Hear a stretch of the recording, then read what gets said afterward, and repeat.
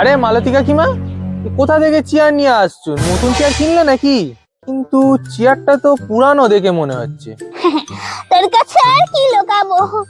এই দেখ, এই যে বিয়ে বাড়িটা হচ্ছে না, ওখান থেকে একটা চেয়ার ঝেপে নিয়ে এসছি।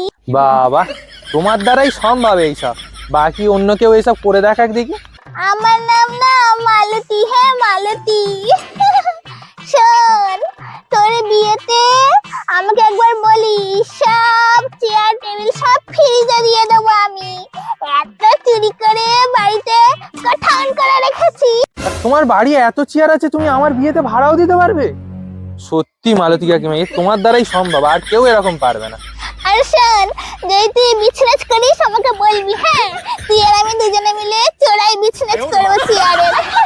ফোন করিস তাহলে, আসলাম।